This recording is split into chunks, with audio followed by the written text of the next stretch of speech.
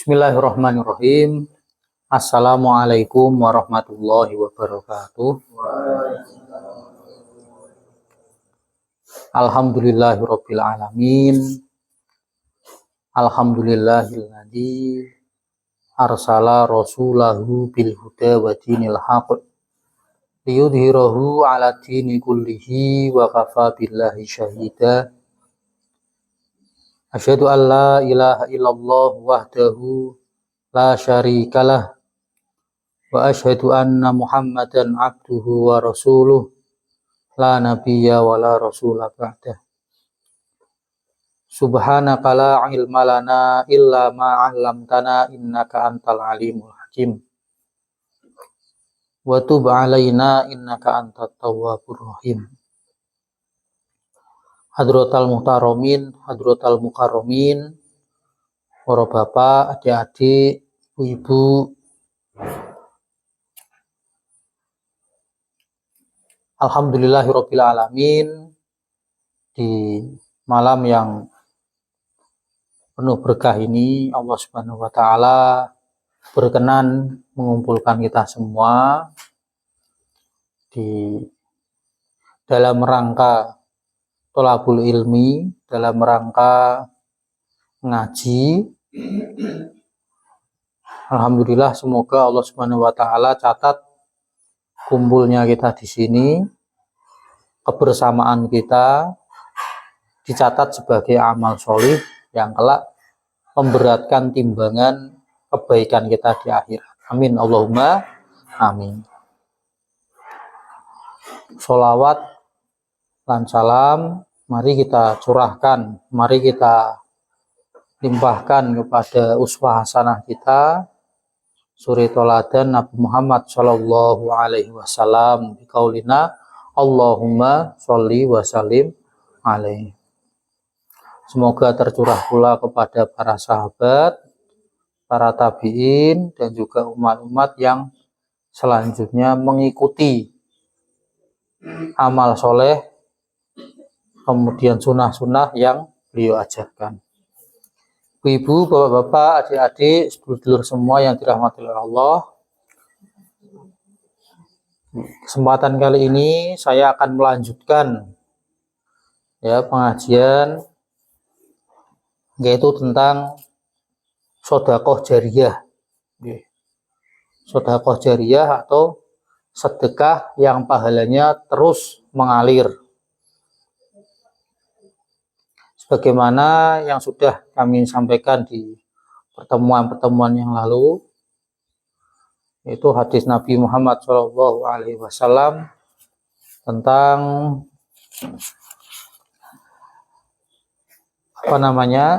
pahala yang terus mengalir, 3 pahala yang terus mengalir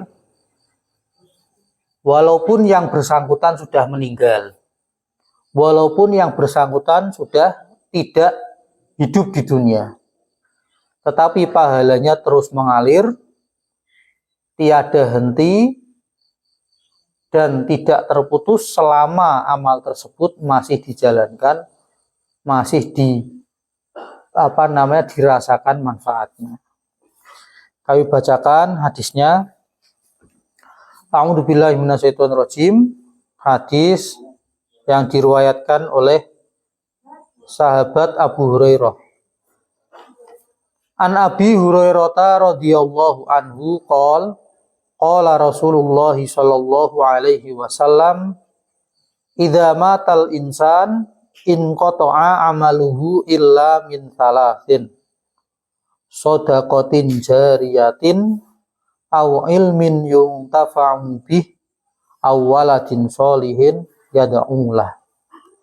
Rawahu Muslim. Dari sahabat Abu Hurairah radhiyallahu anhu, ia berkata, Rasulullah shallallahu alaihi wasallam bersabda, apabila manusia meninggal dunia, maka terputuslah amalnya kecuali 3 hal. Sedekah jariyah, yang pertama adalah sedekah jariyah. Ingkang angka kalih ya menika ilmu yang bermanfaat, dan yang ketiga anak soleh yang mendoakan kedua orang tuanya. Hadis yang diriwayataken Imam Muslim.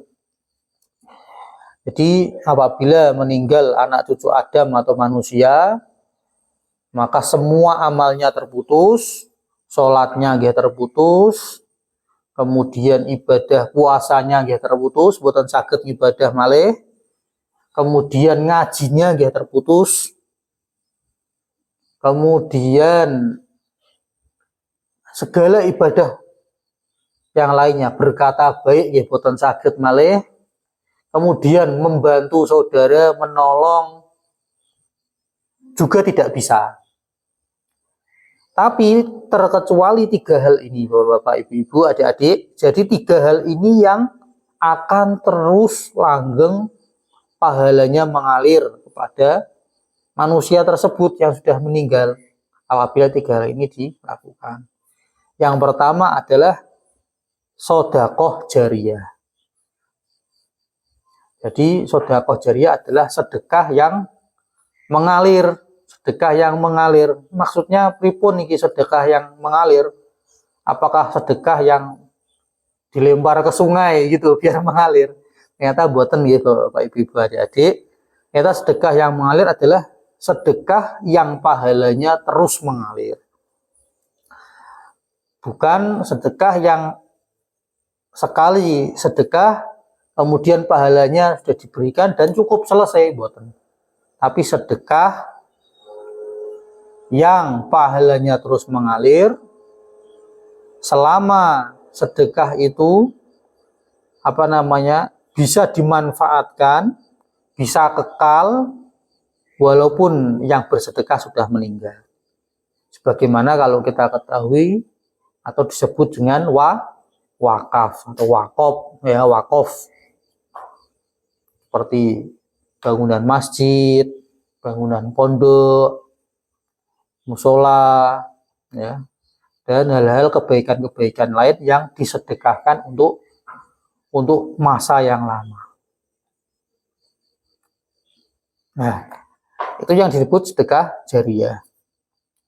Kemudian yang kedua, ya, adalah ilmu yang bermanfaat atau mengajarkan ilmu, kemudian ilmunya diamalkan, ilmunya kemudian dilanjutkan oleh muridnya, ngajarin ke muridnya lagi, muridnya mengajarin ke muridnya lagi ngajarin ke muridnya. Nah itu terus, lah pahala ini terus mengalir terus. Maka kadang-kadang Pak Guru yang mengajar di sekolahan itu, kadang kalau lihat muridnya itu nggak tahu namanya, ya, lupa namanya, tapi wajahnya ingat, bisa jadi seperti itu. Tidak tahu bahwa muridnya ini sudah punya murid lagi, seperti itu. Kadang muridnya ini pun sudah mengajarkannya juga ke muridnya lagi, dan itu ketika itu terus berjalan bergulir, maka pahalanya akan mengalir terus. Makanya ustadz, pak yai kampung niku yang ngajari alif ba ta, ngajari alif fathah a, ba kasroh bi, abi, ya gitu. Ya ngejar sedikit-sedikit itu justru pahalanya yang paling banyak. Karena apa? Selama huruf-huruf itu dia baca dalam sholat, dalam ngaji, dalam deres, tadarus, maka pahalanya pun terus mengalir terus. Itu ilmu yang bermanfaat, kurang lebih seperti itu. Kemudian anak soleh yang mendoakan kedua orang tuanya. Pak, nek wonten Pak enten anak jadi soleh, sholatnya kenteng, tapi nek karo wong tuane rak tau ndongake, itu bukan anak soleh, ya. Itu bukan anak soleh, nggak inget sama orang tuanya, nggak mendoakan, nggak berbakti, bukan anak soleh. Walaupun sholatnya kenteng, walaupun sedekah kenteng, nek zikir tahlil tasbih tasbih sak manggis itu ya, gede-gede gitu ya. Allah, tapi nek sama orang tua nggak berbakti, nggak mendoakan, itu bukan anak soleh. Pun demikian kebalikannya, Pak jane yo salate rak pateo kenteng ngajine yo brutal gratul, tapi sama orang tuanya gemati. Itu pasti anak soleh. Pasti anak soleh. Nah, seperti itu. Jadi anak yang soleh yang mendoakan kedua orang tuanya itu adalah pahalanya akan terus mengalir kepada orang tua, walaupun orang tuanya sudah meninggal. Orang tuanya sudah di alam barzah, sudah dikubur, terus mendoakan. Malam Jumat, zikir tahlil, Al-Fatihah dibacakan, dikirimkan kepada orang tuanya. Bahkan tadi yang pertama tadi, ngamal sedekah jariyah diatasnamakan orang tuanya, bisa disedekahi, dibacakan Al-Fatihah, kemudian dikirimkan kepada kedua orang tuanya. Itu bagian dari bentuk kesolehan anak ketika dia mendoakan orang tuanya. Ibu-ibu, bapak-bapak, jadi yang dirahmati Allah, selanjutnya, masih semangat ya? Insyaallah. Bismillah, masih panjang ya. Kita akan lanjutkan ngaji kita tentang sedekah jariyah. Kita sampai pada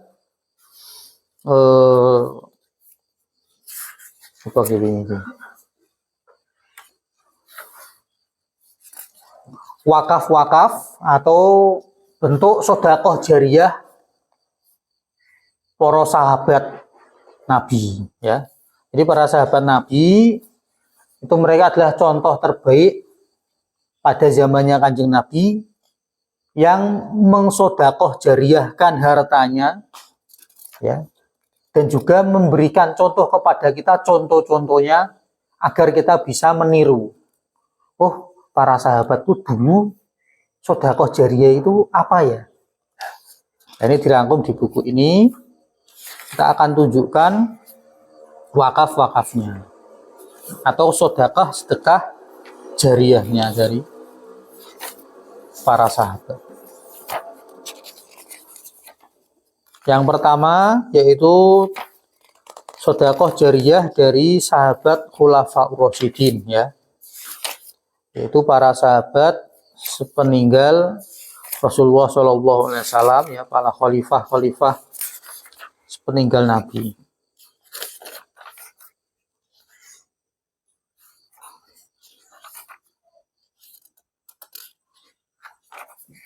Saya dia.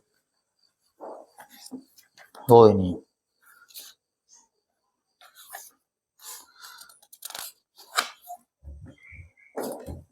Baik, bismillahirrahmanirrahim. Wakaf-wakaf sahabat Nabi.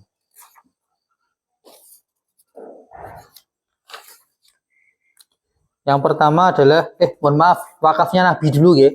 Wakaf-wakaf Nabi Muhammad SAW. Kalau kita ditanya, Kanjeng Nabi itu sedekah jariyah nopo? Kanjeng Nabi itu yang diwakafkan apa? Maka jawabannya adalah seluruh hartanya Kanjeng Nabi adalah wakaf. Seluruh bondo atau harta, semua kepemilikan yang dimiliki oleh Kanjeng Nabi adalah sedekah jariyah. Dalilnya apa? Rasulullah SAW bersabda, kami para nabi tidak mewariskan apapun. Apa yang kami tinggalkan seluruhnya adalah sedekah. Hadis riwayat Bukhari. Jadi kalau seorang nabi, ya, dari hadis ini kita bisa perhatikan bahwa kalau ada nabi, kok dia meninggal, nabi itu meninggal, maka sepeninggalnya seluruh hartanya adalah wakaf. Ya, adalah wakaf. Karena apa? Para nabi, beliau Rasulullah SAW bersabda, kami para nabi tidak mewariskan apapun. Apa yang kami tinggalkan seluruhnya adalah sedekah.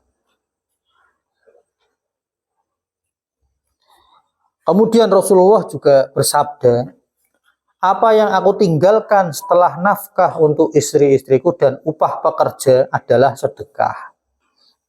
Hadis riwayat Bukhari. Jadi apa yang ditinggalkan oleh Nabi Muhammad Shallallahu Alaihi Wasallam setelah itu keperluan untuk keluarga beliau, untuk para istri beliau, dan juga upah para pekerja ya, adalah sedekah. Jadi selain itu semua adalah bentuk dari sedekah Kanjeng Nabi Muhammad Shallallahu Alaihi Wasallam.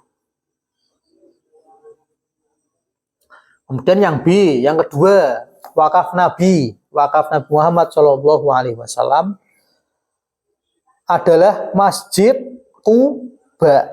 Ya. Jadi wakafnya Nabi Muhammad Shallallahu Alaihi Wasallam adalah Masjid Quba. Masjid Quba niku ya, di pinggiran kota Madinah, kota Yasrib. Ketika Nabi Muhammad Shallallahu Alaihi Wasallam berhijrah ke Madinah, berhijrah ke Yasrib, sebelum memasuki ke Yasrib, masuk ke Mekah, masuk ke Madinah, itu ada daerah perkampungan di pinggiran kota Madinah namanya Quba. Ya. Sebagaimana disebutkan oleh Az-Zarqa mengatakan bahwa wakaf pertama dalam Islam adalah Masjid Quba. Jadi sepanjang sejarah Islam ingkang nomor setunggal wakaf yaitu adalah Masjid Quba yang ada di Madinah. Itu di pinggiran kota Madinah. Ya jaraknya agak dekat lah ya. Sekira berapa kilo ya? Berapa kilo Pak? 5 ya. Jadi dari Masjid Nabawi, ya, Masjid Quba itu sekira 5 kilometer. Itu bisa kok jalan. Bisa ya Mas Arif ya? Jalan ya? 5 kilo. Nah, bisa insya Allah. Naik gunung aja bisa ya yang berjam-jam. Itu kalau dulu para peziarah, para jamaah umroh niku ada yang napak tilas. Napak tilas nopo ingkang dipun lampahi Kanjeng Nabi itu jalan dari Masjid Quba ke Masjid Nabawi. Napak tilas 5 kilo jalan. Ya sholat asar di Masjid Quba, Nabi jalan ya kurang lebih sampai Masjid Nabawi ya maghrib lah ya seperti itu. Atau bahkan nanti ya jalannya sambil mandek-mandek, sambil selfie ya. Bisa sampai Isya ya. Tapi dekat itu. Lah, wakaf yang pertama yang dilakukan Nabi Muhammad SAW adalah Masjid Quba. Nah, jadi kita harus bangga. Karena apa? Yang memulai pertama wakaf, amal jariah yang tidak terputus, itu Nabi Muhammad. Ya, bukan yang lainnya, kita harus bangga. Karena Nabi yang mengajari pada kita untuk bersedekah jariah. Dan bayangkan bapak-bapak, ibu-ibu, adik-adik, sampai sekarang masjid wakaf pertama Nabi itu masih aktif. Dan banyak sekali yang sholat di situ. Banyak yang berdoa, sholat sunnah maupun sholat wajib di Masjid Quba. Itu setiap waktu ada jamaah. Paling banyak dari Indonesia malahan, bapak ibu-ibu datang ke Masjid Quba itu. Indonesia banyak sekali.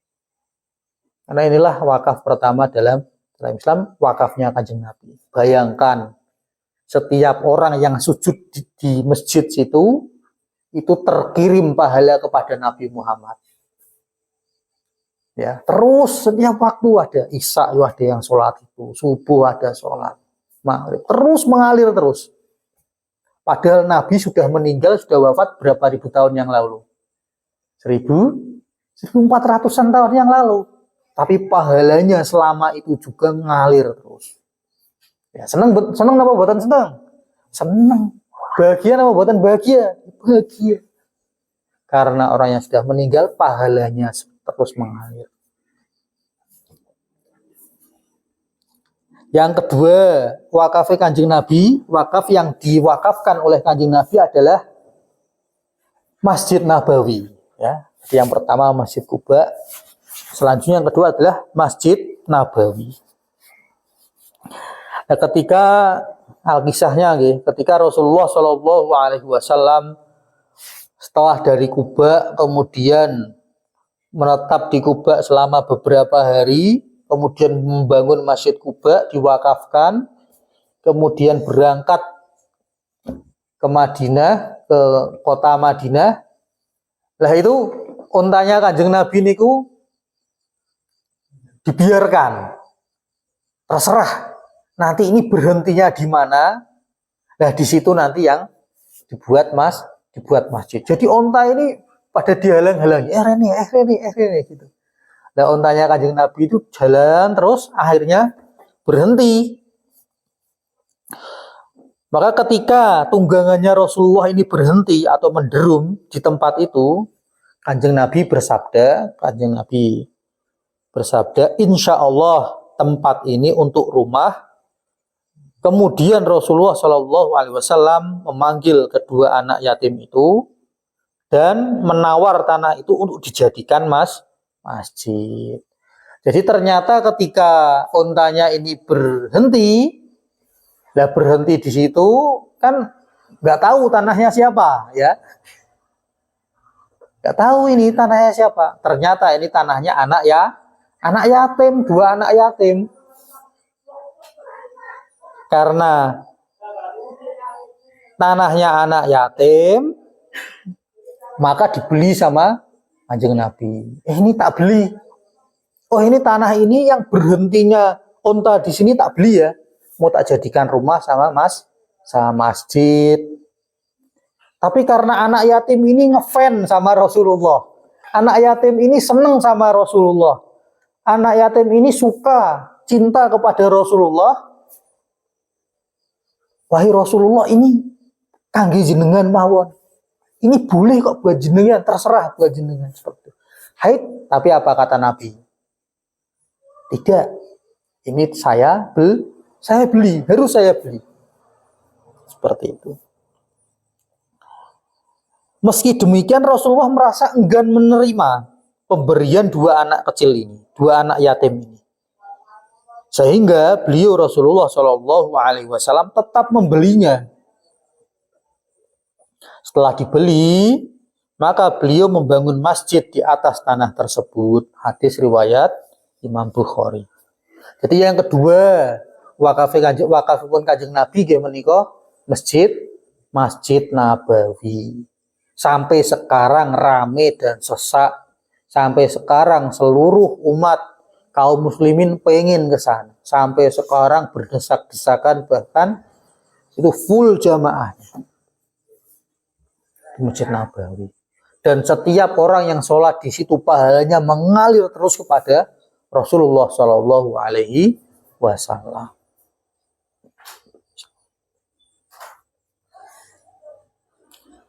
Wakaf Kanjeng Nabi yang selanjutnya adalah harta mukhairik. Ya, nah ini.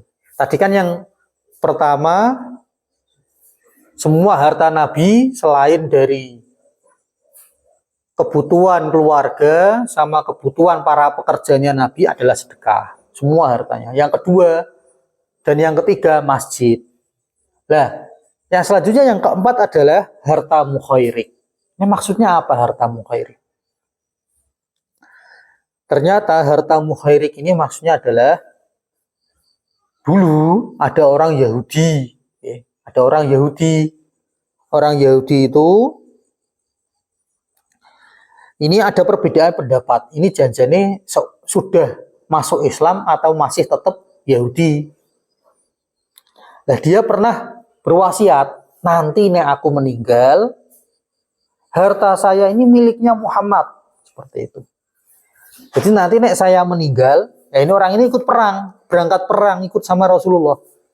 Tapi dia di perbedaan pendapat. Ada yang mengatakan dia masih Yahudi, ada yang mengatakan dia ini sudah Islam. Dia berwasiat, nanti jika saya suatu saat ada yang menimpa pada diriku, maksudnya kematian, maka harta-hartaku adalah milik Rasulullah. Maka Rasulullah menerimanya. Dan qadarullah Muhairik ini ketika berangkat perang, dia meninggal di situ. Lah bondonya Muhairik ini karena sudah diwasiatkan, ini nanti miliknya Muhammad, miliknya Rasulullah Shallallahu Alaihi Wasallam. Maka benar oleh Rasulullah, harta miliknya orang Yahudi ini atau miliknya Muhairik ini diterima Rasulullah dan disedekahkan dan diwakafkan. Nah, Muhairik ini meninggalnya ikut sama Nabi di perang Uhud. Jadi melu perang sama Rasulullah melu perang. Dia meninggal di situ. Perbedaan pendapat, para ulama berbeda pendapat. Ada yang menyatakan dia sudah masuk Islam, ada yang mengatakan dia ini Yahudi. Ada yang mengatakan juga ini adalah sebaik-baik orang Yahudi. Seperti itu. Nah, sebaik-baik orang Yahudi ya Islam kan gitu. Karena orang Yahudi kalau dia sebaik-baik Yahudi ya masuk Islam. Bagaimana dalam surah itu ya sebutkan bahwa nanti akan hadir nabi setelahnya, yaitu nabi yang bernama Ahmad, seperti itu. Kalau dia benar-benar orang Nasrani atau Yahudi yang sebaik-baiknya pasti dia masuk Islam. Lah,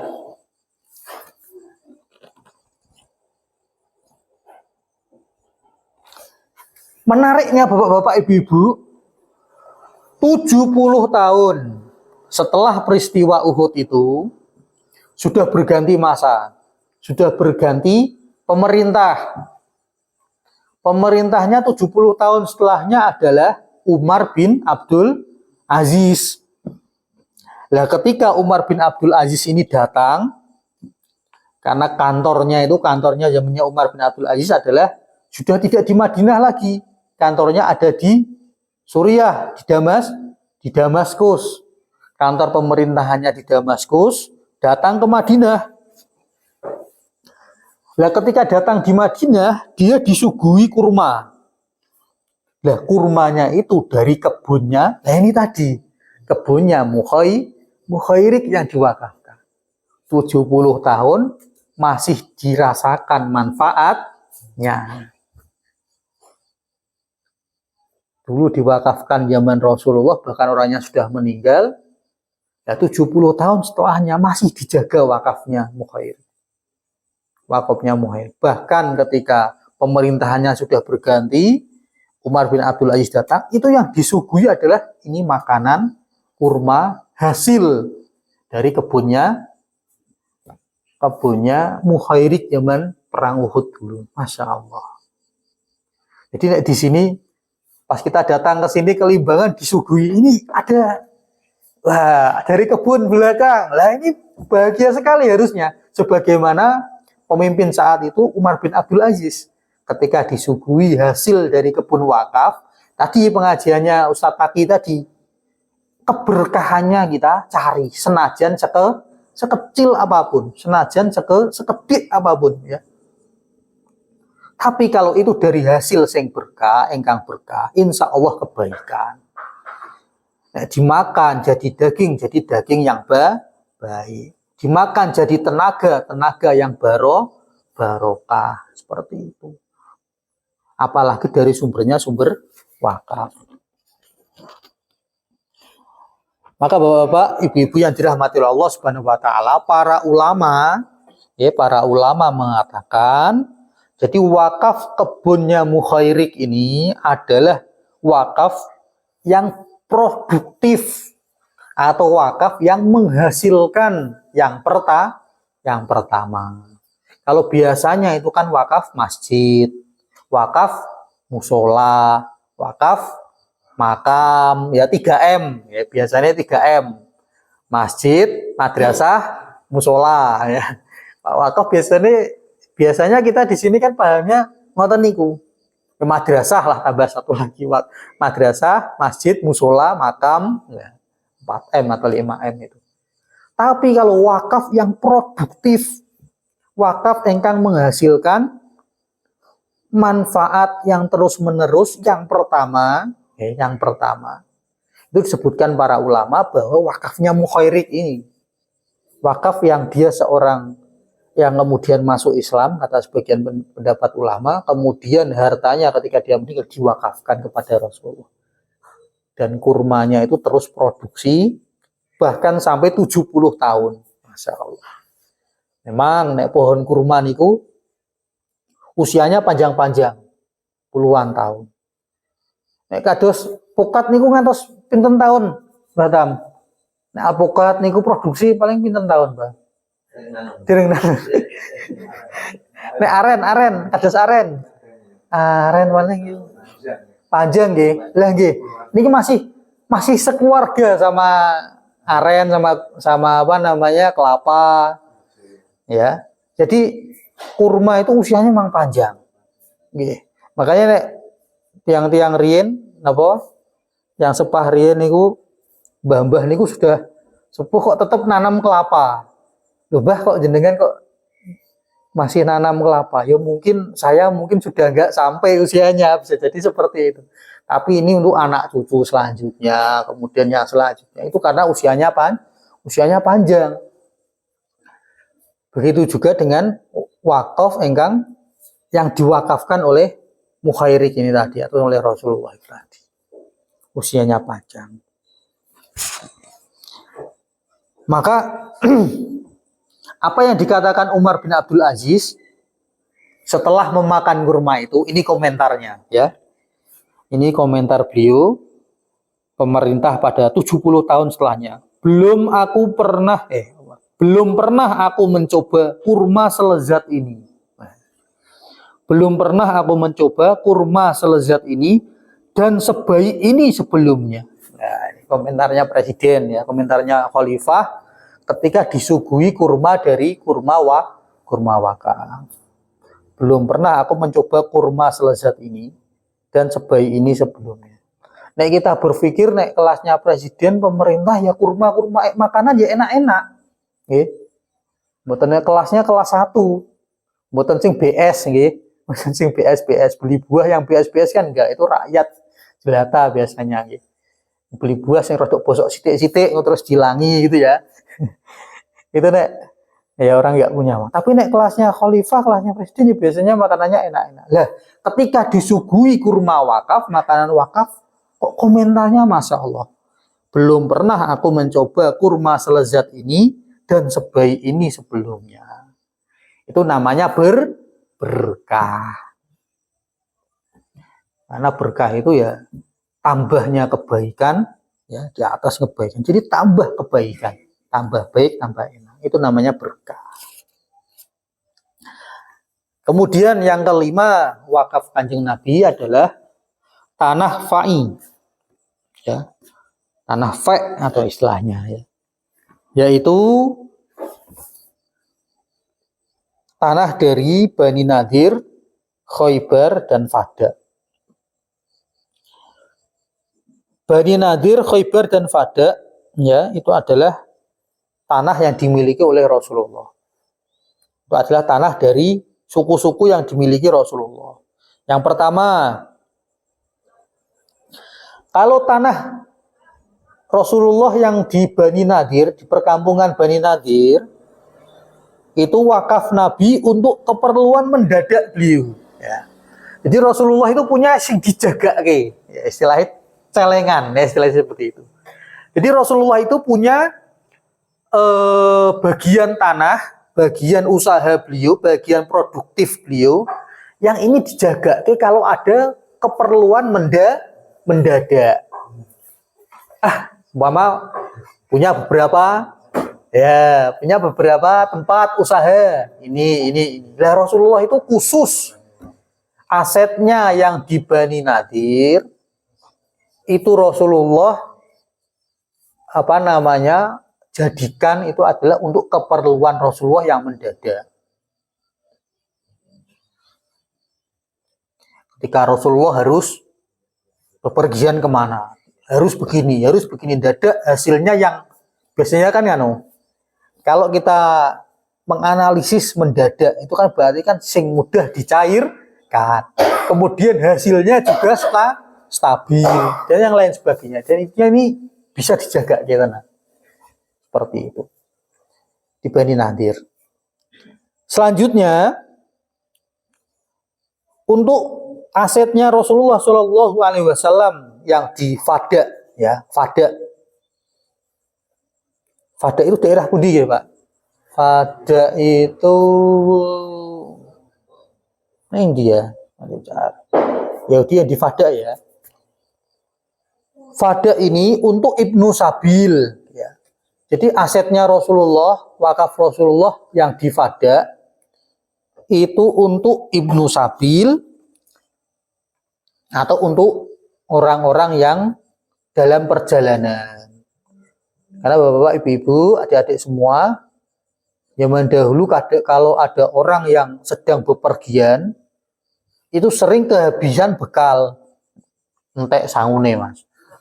Enek dewi entek sangune ning tol bisa mandek ning rest area ya, walaupun di situ ya ke kamar mandi atau ke tempat wudhu minum itu ya kalau nggak punya uang. Tapi kalau zaman dahulu di tempat yang sunyi, kemudian padang pasir, kondisi panas, itu kan mencekam sekali. Itu berbahaya atau membahayakan keselamatan, membahayakan nyawa. Maka Rasulullah ini khususkan hasil dari Fada ini untuk Ibnu Sabil karena di situ ada potensi pahala yang tinggi, yang gede. Karena masalahnya ini urusan nyawa. Ketika orang sudah tidak bisa melanjutkan perjalanan, perbekalan habis, ini kan mengenaskan sekali. Nah, ini dikhususkan oleh Rasulullah hasil dari Fada untuk Ibnu Sabil. Selanjutnya, adapun, nah ini yang paling gede, ini asetnya Rasulullah paling gede ini yang terakhir, yaitu di Khaybar. Ya, Khaybar ini gede, karena apa? Para sahabat itu pernah mengatakan, kami ini belum pernah merasa kenyang, kami ini nggak tahu rasanya kenyang, sampai apa? Tanah Khaybar ini ditaklukkan oleh kaum muslimin. Para sahabat sampai bilang gitu, kami ini nggak tahu rasanya kenyang itu gimana toh. Sampai pada Khaybar ketika ditaklukkan kaum muslimin. Ketika Khaybar ditaklukkan, baru tahu, oh ini toh jenenge warak, jenenge kenyang itu seperti ini. Itu para sahabat sampai menyebutkan itu. Berarti apa Bapak Ibu? Saking besarnya hasil, saking melimpahnya hasilnya. Ini tanah di Khaybar. Lah, bagiannya Rasulullah yang di Khaybar, bagian yang paling gede. Bagiannya Rasulullah yang di Khaybar itu dibagi menjadi 3. Oke. Bagian di Khaybar dibagi menjadi 3. 2 bagian untuk muslimin, ya. Jadi yang 2 bagian, jadi 2/3 dikasihkan semua untuk keperluan kaum muslimin. Ya. Sedangkan 1 bagian atau yang 1/3 itu untuk nafkah keluarganya Rasulullah. Dan jika masih tersisa dari nafkah dari keluarganya, maka akan diberikan kepada fakir miskin dari muhajirin. Ya. Jadi dikhususkan oleh Rasulullah, diakatkan Rasulullah, bahwa nanti kalau masih sisa dari 1/3 yang untuk keluarga beliau, itu disedekahkan atau diberikan kepada fakir miskin dari muhajirin, atau ya dari orang-orang yang berhijrah dari Mekah ke Madinah. Seperti itu. Hadis riwayat Abu Dawud. Jadi begitulah bagaimana Rasulullah mengelola hartanya. Ya. Baik, Bapak, Ibu-ibu yang dirahmati oleh Allah Subhanahu wa taala.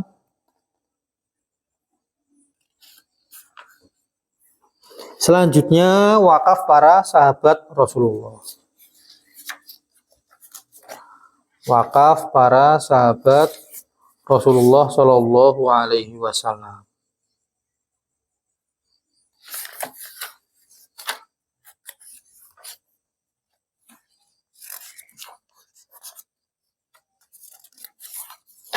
Yang pertama, wakaf dari Umar bin Khattab radhiyallahu anhu. Umar bin Khattab ini mendapatkan tanah di Khaybar ya. Tadi lanjutannya dari wakafnya Rasulullah. Jadi Umar bin Khattab juga dapat bagian dari tanah Khaybar.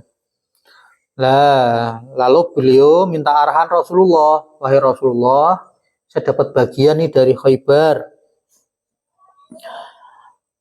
Wahai Rasulullah, sungguh aku memperoleh tanah di Khaybar dan belum pernah aku memiliki tanah yang sangat aku senangi seperti tanah ini. Apa perintah engkau kepadaku, wahai Rasulullah? Rasulullah bersabda, jika engkau mau, engkau tahan asal harta itu dan engkau sedekahkan hasilnya. Maka tanah yang dimiliki Umar di Khaybar itu diwakafkan, tanahnya ditahan, ya, tanahnya ditahan, hasilnya disedekahkan. Itu perintahnya Rasulullah. Maka dilakukan sama Umar. Ya, maka dilakukan sama Umar. Itu adalah diwakafkan tanah itu, tidak dijual, dihibahkan, dan tidak juga diwariskan. Hasilnya disedekahkan kepada fakir, kepada keluarganya Umar, kemudian kepada budak budak, kemudian sabilillah, kemudian ibnu sabil, dan para tamu untuk menjamu tamu. Kemudian tidak mengapa yang mengurusi ini juga ngambil untuk kebutuhan mereka secara baik.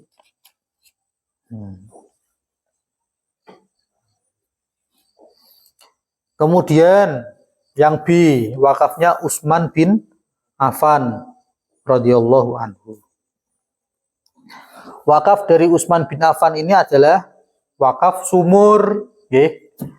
Jadi yang diwakafkan Utsman bin Affan wakaf sumur rumah, ya, sumur rumah. Salah seorang ulama besar ya, Imam Az-Zahabi berkata, tidak seorang pun yang berinfak atau berwakaf lebih besar dari yang pernah dilakukan Utsman. Jadi Imam Az-Zahabi mengatakan nggak ada orang yang pernah infak atau wakaf sebesar yang melebihi Utsman, nggak ada. Paling gede itu Utsman wakafnya, nah gitu.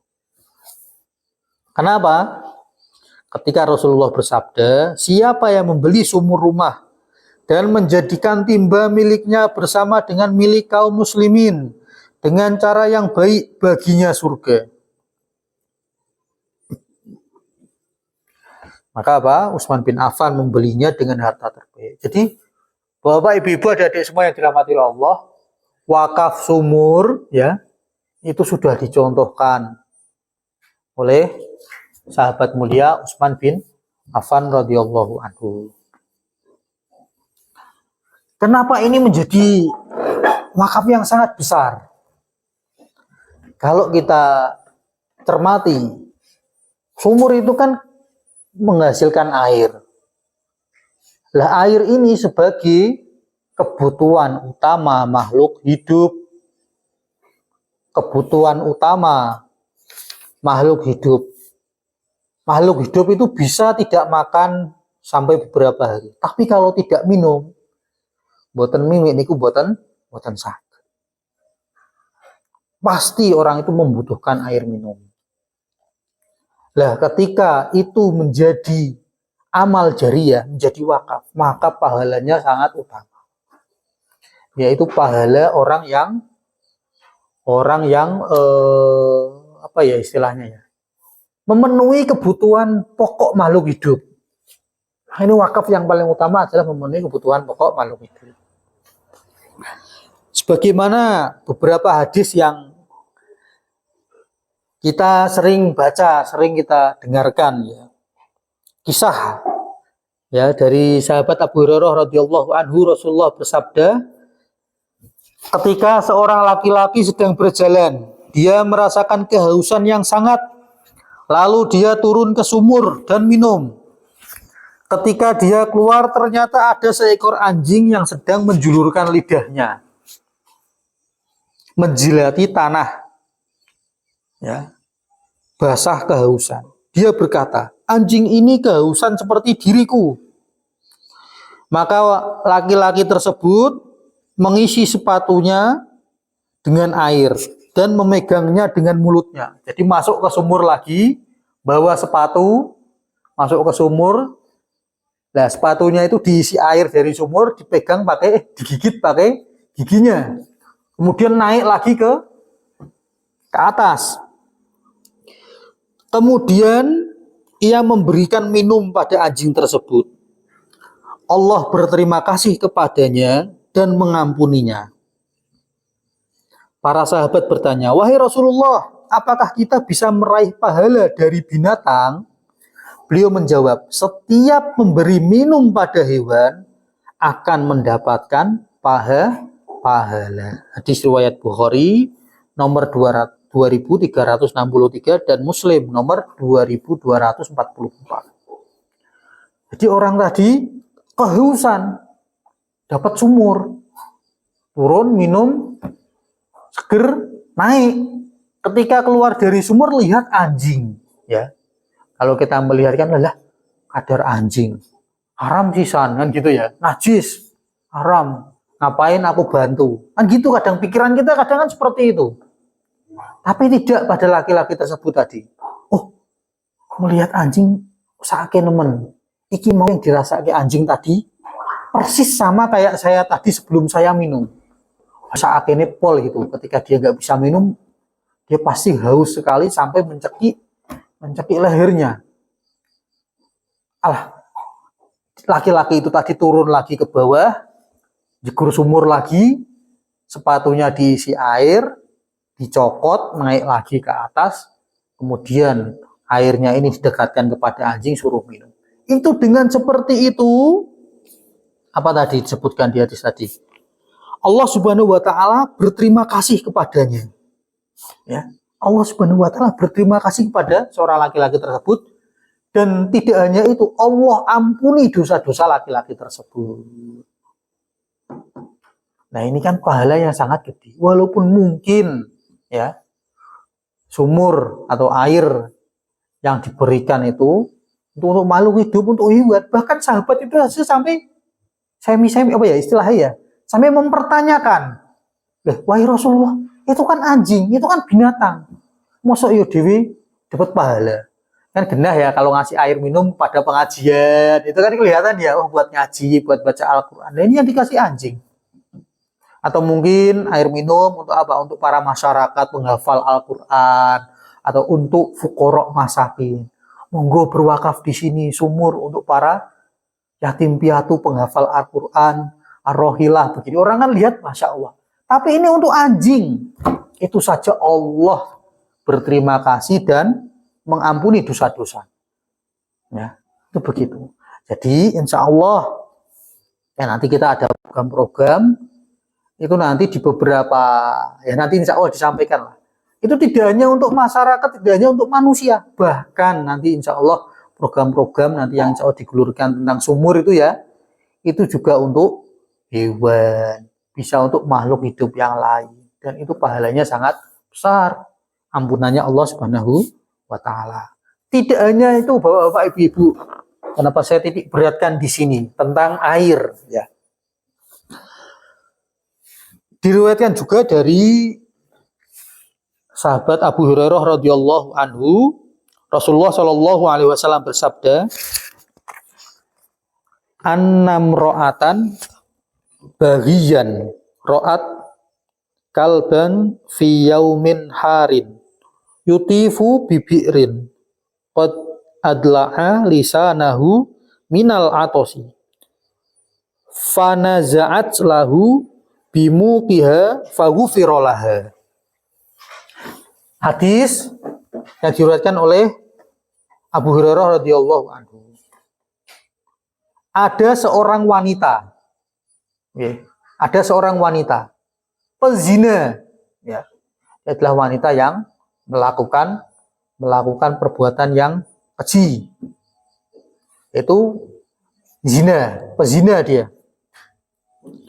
Nah, wanita yang seorang pezina ini, ia melihat seekor anjing di hari yang sangat panas sekali. di hari yang panas dan terik. Anjing itu mengelilingi sumur. Jadi anjing itu mengelilingi sumur, diuteri sumur itu.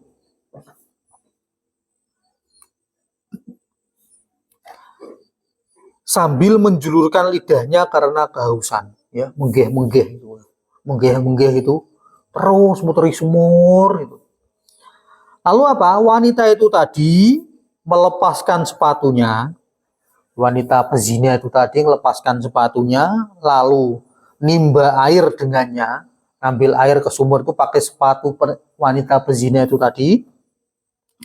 Kemudian diberikan kepada anjing, ia pun diampuni karena amalannya tersebut. Jadi bahkan seorang pendosa, seorang yang banyak melakukan kesalahan, dosa, bahkan dosa besar, ini ada peluang, ya, peluang yang Masya Allah baik sekali yang Allah Subhanahu wa Ta'ala berikan kepada hambanya.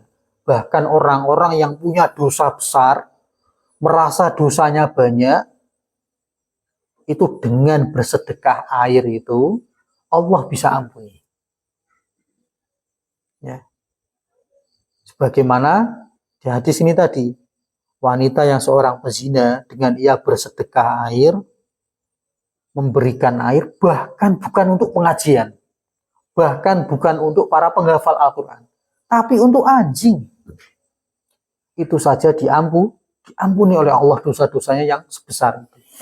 Masya Allah. Jadi ini peluang bagi kita Bapak Ibu, adik-adik semua, kalau ada peluang untuk bersedekah air, wah ini jangan sampai terlewatkan, jangan sampai enggak. Kita harus ambil peluang ini agar apa? Agar dosa-dosa kita diampuni. Agar Allah agar Allah Subhanahu wa Ta'ala mengampuni setiap dosa-dosa kita. Dan tentunya pahalanya akan terus mengalir. Ibu-ibu, bapak-bapak yang dirahmati Allah Subhanahu wa Ta'ala, begitulah wakafnya para sahabat, ya, sahabat Rasulullah. Kemudian ada lagi, itu tadi wakafnya Utsman bin Affan tentang air. Ada wakaf lagi yaitu dari sahabat Abu Bakar As-Siddiq radhiyallahu anhu. Abu Bakar As-Siddiq itu mewakafkan tanah, okay. Jadi beliau Abu Bakar As-Siddiq radhiyallahu anhu mewakafkan tanah yang beliau miliki di Mekah. Jadi Abu Bakar ini punya tanah di Mekah, diwakafkan.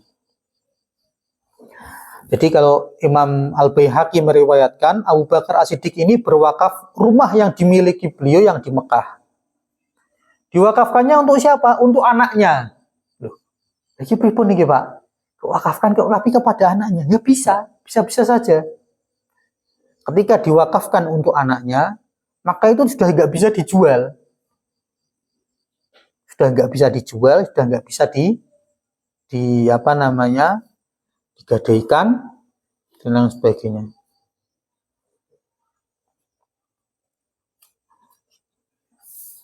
Dan apa kata Imam Al-Baihaqi, rumah yang diwakafkan oleh Abu Bakar itu untuk anaknya, rumah tersebut masih ada bersama mereka, para anak-anak dan cucu-cucunya Abu Bakar hingga hari ini. Hari ini maksudnya adalah zamannya Imam Al-Baihaqi, yaitu abad keempat Hijriah. Abad keempat berarti berapa ratus tahun? 400 ya. Jadi 400 tahun atau 400 Hijriah. 400 Hijriah, benar. Abad keempat Hijriah, benar ya? 400 lebih berarti ya, Pak ya. 300 lebih ya. Berarti 300 tahun lebih atau 300 tahunan lah. Rumah itu masih aktif sampai zamannya Imam Al-Baihaqi. Itu nek coro anu ya, Masya Allah ya. Apalagi rumah zaman dahulu kan.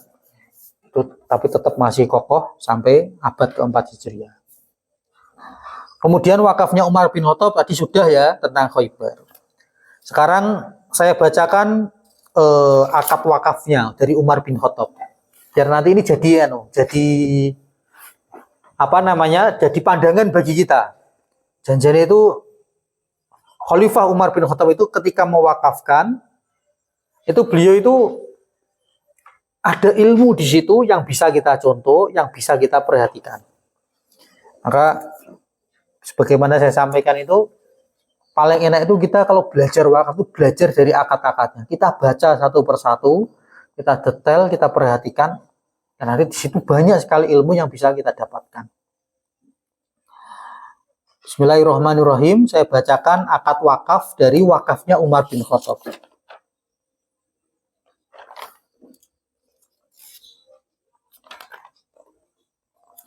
Bismillahirrahmanirrahim. Ini Indonesianya ya. Ini adalah wasiat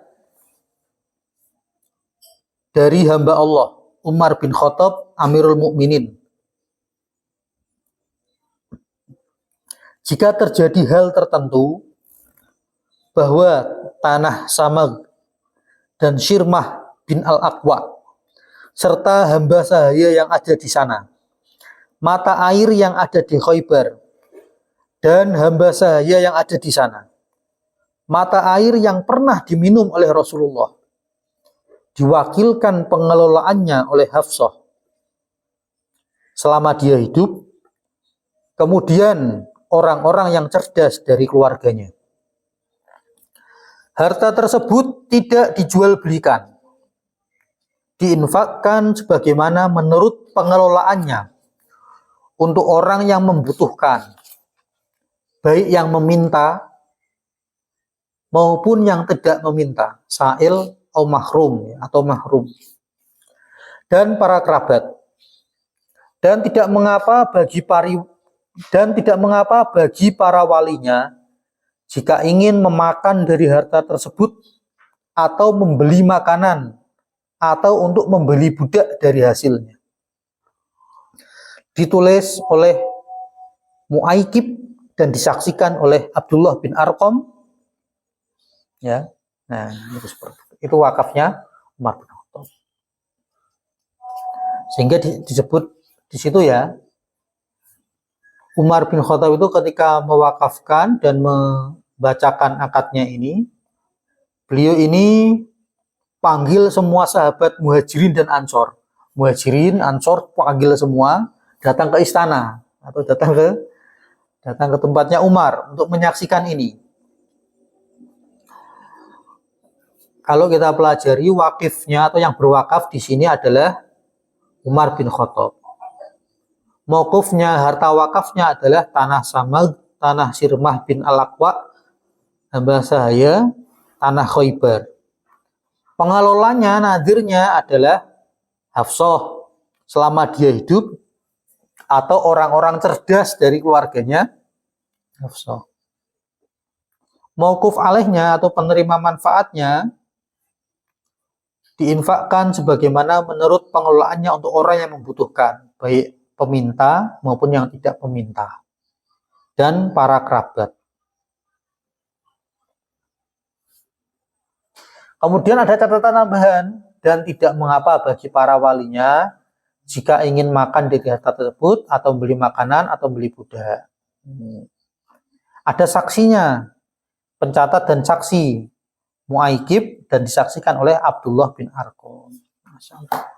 Inilah dia wakaf dari Umar bin Khattab. Ada sumurnya, ada mata airnya, ya. Bahkan mata airnya pernah diminum oleh Rasulullah, diwakafkan. Utsman bin Affan tadi sudah tentang sumur Raumah. Kemudian yang menarik yang keempat, sahabat Ali bin Abi Thalib radhiyallahu anhu. Kalau kita bicara tentang sahabat Ali ini kan dikenal sahabat yang zuhud. Sahabat Ali itu, sahabat Ali bin Abi Thalib, itu dikenal sahabat yang zuhud. Dia tidak kaya. Kalau Umar, Utsman, kemudian Abu Bakar, Itu terkenal dia para sahabat yang berada, dia orang kaya. Tapi kalau kita bicara sahabat Ali radhiyallahu anhu, itu dia sahabat yang zuhud, sahabat yang tidak kaya. Tapi jangan salah, walaupun ini sahabat yang tidak kaya, beliau di sini tercatat punya wakaf. Kadang-kadang kita kan berbicara, kakek sing wakaf kan ya wong-wong wis duwe. Wong wis turah tuh, para tanahnya wis ning kono-kono, pantes dia orang wakaf. Tapi ini generasi terbaik, sahabat Nabi terbaik, tidak kaya tapi punya wakaf. Nah, sahabat Ali bin Abi Thalib ini, ia pernah berkata, sungguh engkau telah melihatku. Sungguh aku mengikatkan batu di perutku karena lapar. Jadi sahabat Ali ini saking laparnya, ya, itu batu diteleni mas, ambil lagi perut diikat untuk menahan lapar. Karena apa? Saking nggak punyanya. Nah, dia bukan orang kaya. Dan beliau mengatakan, dan sungguh juga sedekahku hari ini mencapai 4.000 dinar. Jadi hari ini ketika dia mengikatkan batu di perut itu, sungguh aku sudah bersedekah hari ini 4.000 dinar. 1 dinar pinten Bapak? Hari ini 6 juta. Pinten Ibu-ibu? 1 dinar? Akeh pokoknya ya, akeh juta ya. Akeh juta. Kari 4.000 dinar, Masya Allah.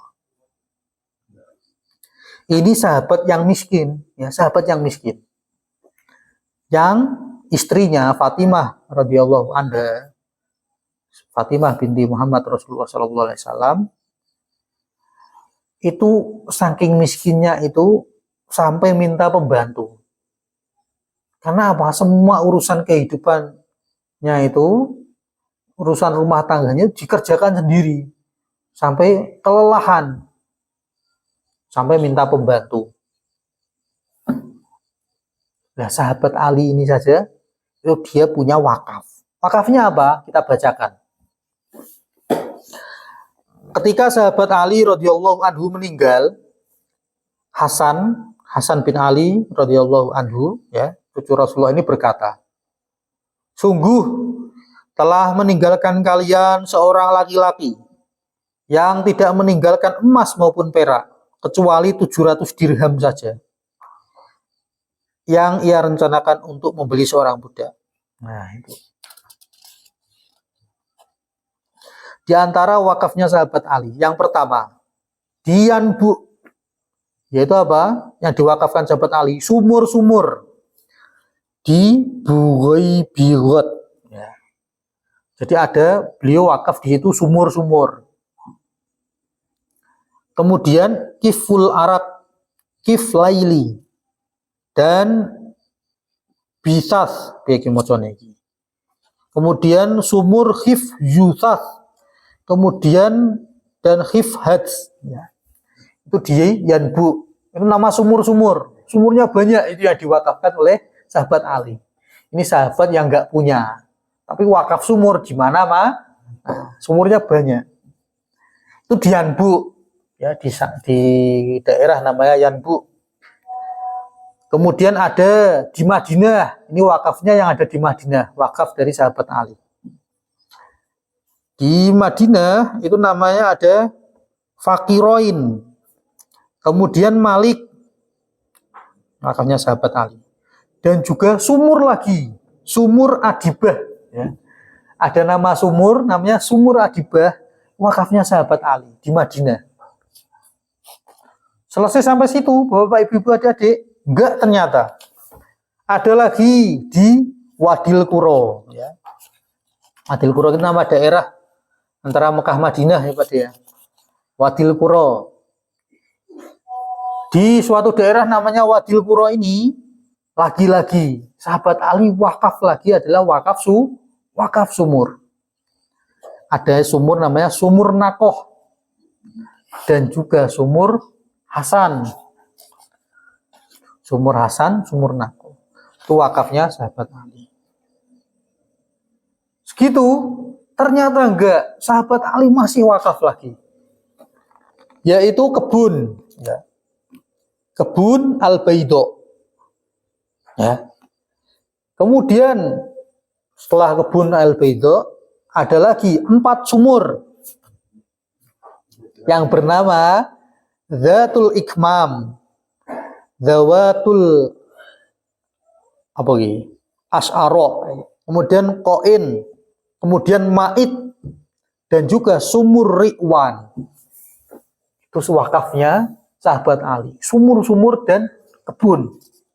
Itu sahabat yang ketika lapar, yang miskin ya, tidak terkenal kaya. Yang ketika lapar, batu ditaruh di perut. Itu sahabat Ali. Wakaf sumurnya banyak. Nggak kaya. Ya. Itu karena apa? Beliau paham betul peluang pahala yang sangat besar dari wakaf. Ya. Kemudian kami bacakan teksnya. Ini kan banyak teksnya, teks dari akad wakaf yang disampaikan oleh sahabat Ali radhiyallahu anhu. Ini wakaf sahabat Ali yang tercatat dalam sejarah 1400 tahun yang lalu. Teks wakaf Ali, kebun dan mata air Al-Bughaibiyah dan Abu Naizar. Bismillahirrahmanirrahim.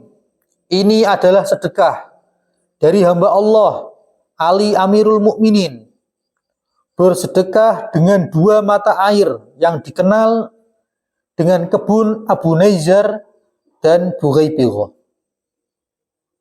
untuk fuqara dan penduduk Madinah dan Ibnu Sabil,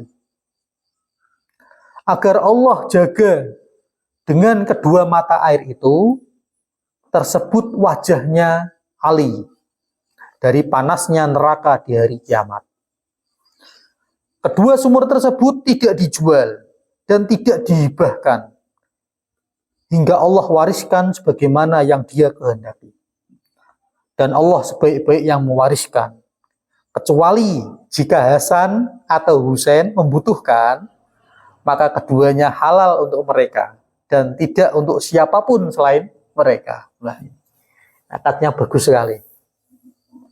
Jadi 2 kebun dan mata air ya yang ada di Bughaibiyah dan Abu Naizar ini. 2 kebun ini diwakafkan oleh sahabat Ali untuk fuqara dan penduduk Madinah Ibnu Sabil. Tapi sahabat Ali memberikan syarat. Memberikan syarat kepada Allah apa?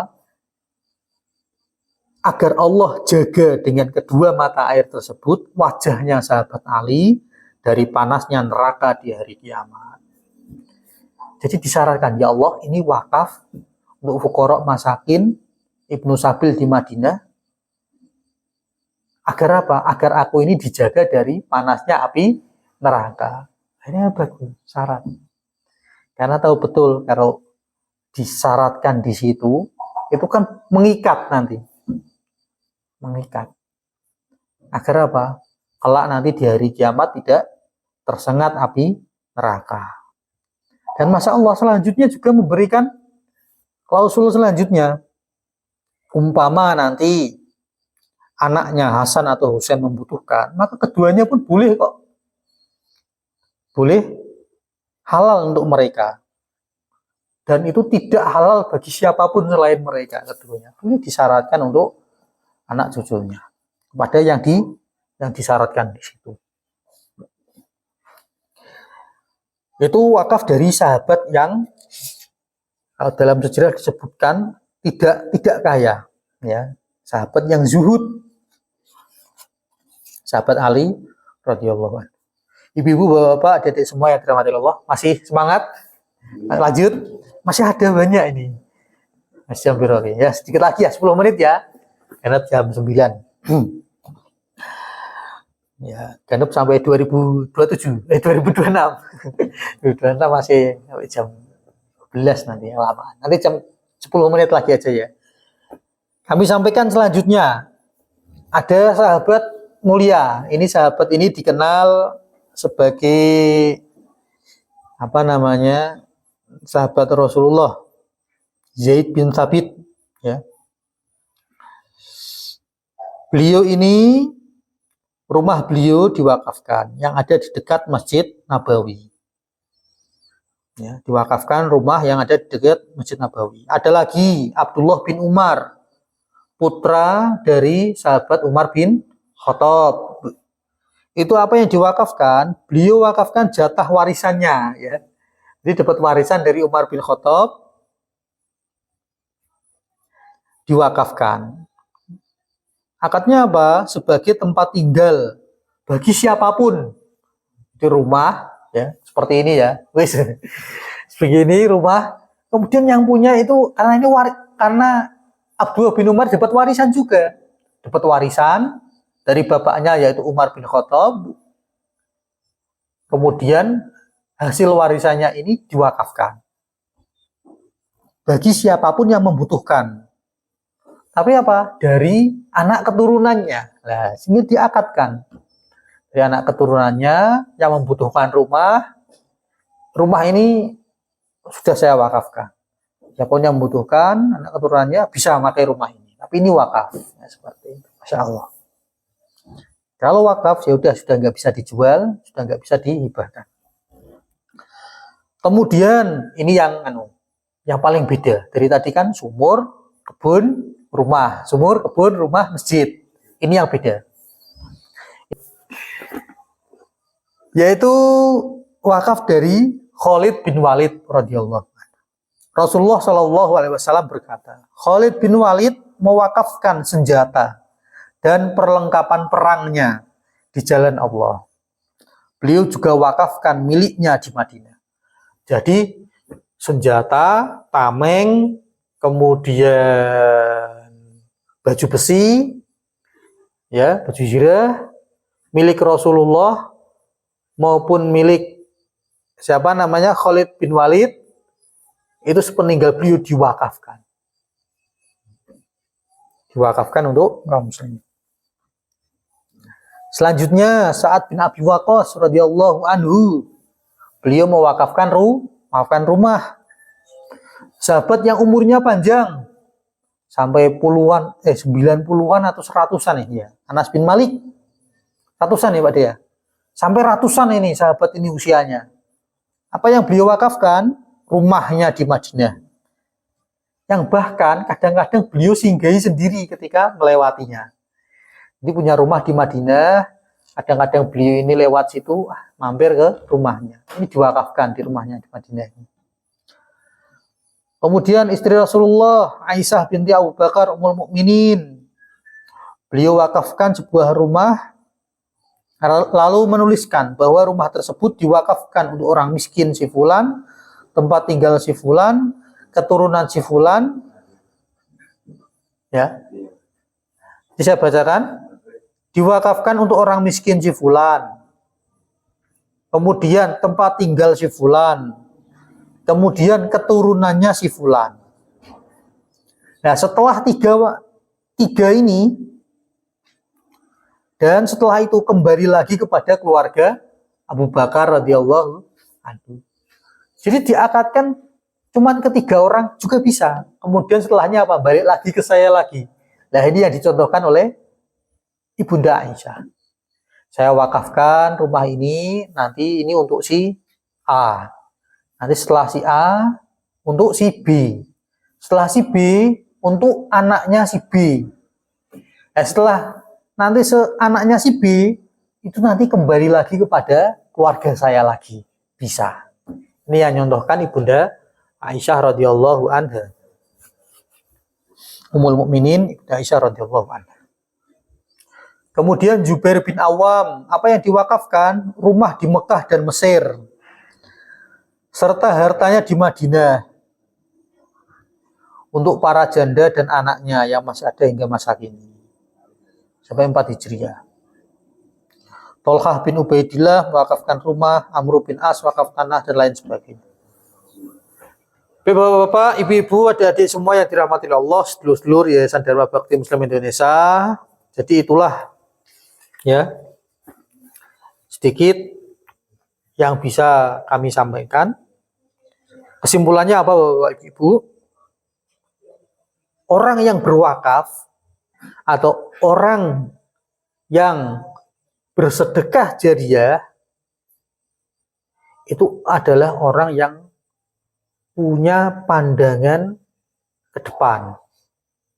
Punya pandangan bahwa hidup saya ini tidak hanya di dunia, ya, tapi saya ini hidup akan berlanjut sampai akhirat. Selanjutnya, orang yang berwakaf atau orang yang bersedekah jariah adalah orang yang bisa melihat peluang. Orang yang tahu diri. Karena usia saya pendek, usia kehidupan kita di dunia pendek, sedangkan kita butuh banyak sangu, butuh banyak bekal sampai akhir. Nah, maka dia menggunakan kesempatan ini, peluang ini sebagai cara agar ia mendapatkan pahala yang sebanyak-banyaknya. Sehingga apa? Jadi orang yang bersedekah jariah itu orang yang punya visi, pandangan ke depan, dan juga dia punya apa? Punya cita-cita dan pandangan untuk perbekalan hidup selanjutnya, yaitu di akhirat. Kenapa Bapak Ibu yang dirahmati Allah, kehidupan yang sebenar-benarnya itu tidak di dunia, tapi adalah di akhirat yang kekal selama-lamanya. Dari saya cukup sekian. Aku qouli hadza wa astaghfirullah li wa lakum wa akhiru da'wana alhamdulillahirabbil alamin. Mari kita tutup dengan membaca doa bersama-sama. A'udzubillahi minasyaitonirrajim. Bismillahirrahmanirrahim. Alhamdulillahirabbil alamin, hamdan syakirin, hamdan na'imin, hamdan yuafi ni'amah wa yukafi'u mazidah. Ya Rabbana lakal hamdu kama yanbaghi li jalali wajhika wa 'azimi sultanik. Rabbana dzalamna anfusana wa illam taghfir lana wa tarhamna lanakunanna minal khasirin. Rabbana innana sami'na munadiya yunadi lil iman an aminu bi rabbikum fa amanna. Rabbana atina fid dunya hasanah wa fil akhirati hasanah wa qina adzabannar wa adkhilna jannata ma'al abrar. Sallallahu wasallam ala nabiyyina Muhammad wa ala alihi wa sahbihi ajmain. Subhanakallahumma wa bihamdika asyhadu an la ilaha illa anta astaghfiruka wa atubu ilaik. Saya cukup sekian. Assalamualaikum warahmatullahi wabarakatuh.